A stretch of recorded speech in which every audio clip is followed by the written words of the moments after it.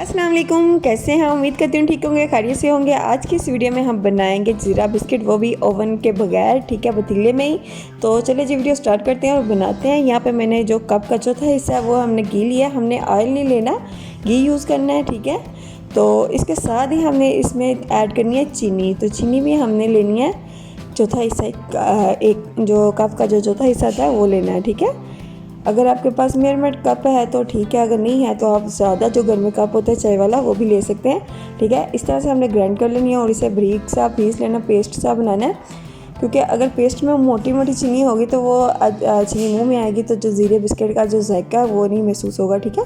जैसे बाज़ार में बेकरी स्टाइल में मिलता है ना ज़ीरा, वैसे नहीं महसूस होगा। इसलिए हमने इसको अच्छे से ग्राइंड करना है, कोई भी दाना मोटा ना रहे, बारीक सी हमने कर लेनी है चीनी। और फिर हमने इसको अच्छे से मिक्स करना है, ठीक है। इस दुनिया जनाब, अगर आप मेरे चैनल पर नए तो प्लीज़ मेरे चैनल को सब्सक्राइब कर लें और बेल आइकन को लाजमी प्रेस करें ताकि मेरी आने वाली वीडियो आपको मिलती रहे।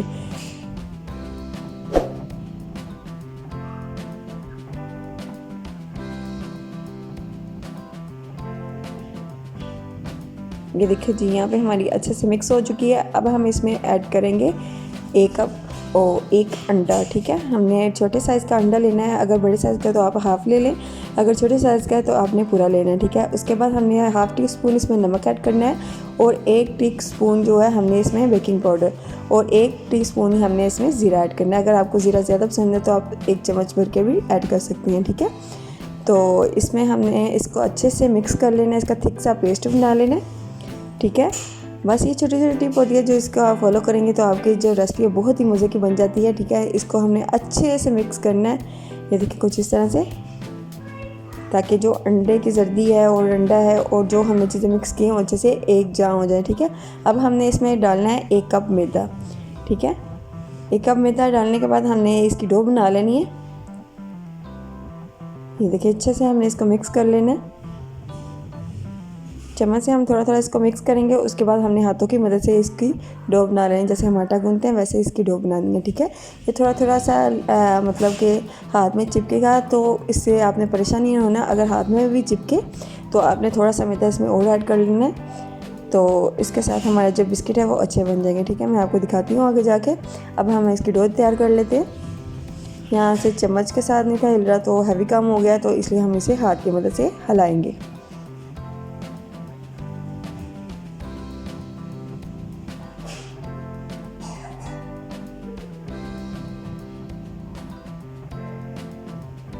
मैदा जो है वो आपने छान लेना है ताकि कोई भी गुठलियाँ इसके अंदर ना आए। यहाँ पे मैंने पहले छान लिया था इसलिए मैंने आपके सामने नहीं छाना, तो इसको हमने ऐसे ही ऐड कर लिया, ठीक है। ये देखें,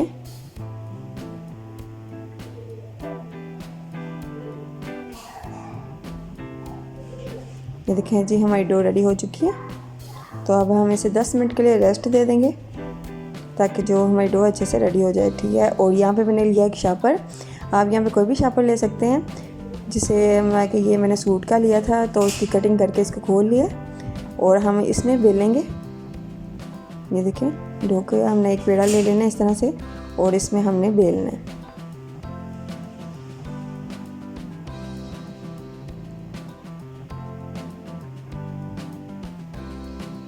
कुछ यहाँ पे मुश्किल हो रहा था क्योंकि नीचे बहुत ज़्यादा मुलायम था, ऑयल था, इसलिए फिर मैंने दूसरे तरीके से इसको बेलना शुरू किया। ये देखें इस तरह से इजी हो गया काम। तो फिर मैंने ऐसे ही सारे बिस्किट रेडी कर लिए, ठीक है।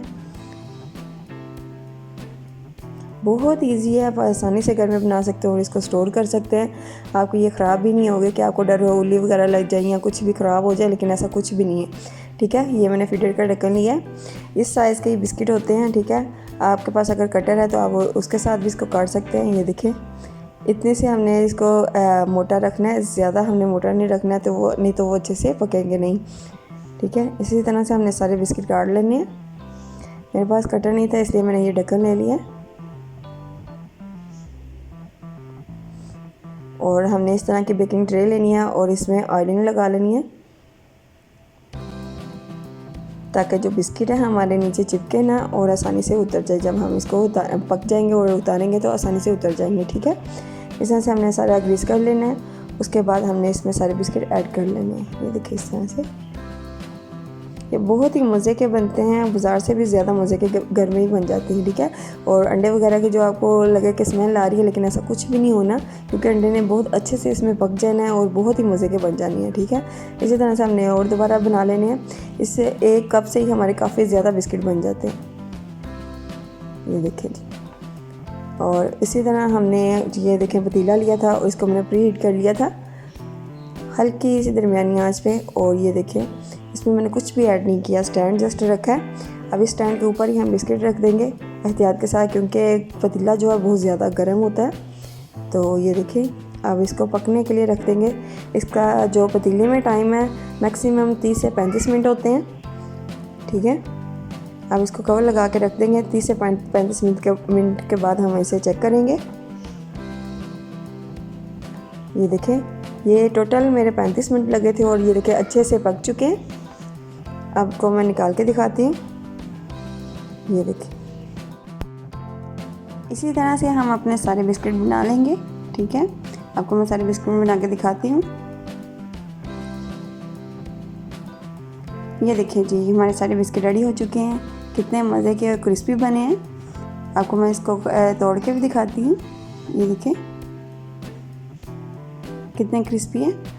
आप घर में ज़रूर ट्राई कीजिएगा और मुझे लाजमी बताइएगा। अगर मेरी छोटी सी ये वीडियो पसंद आई होगी, अगर पसंद आई है तो लाइक शेयर और कमेंट ज़रूर कीजिएगा। अपनी दुआ में याद रखिएगा। अल्लाह हाफिज़।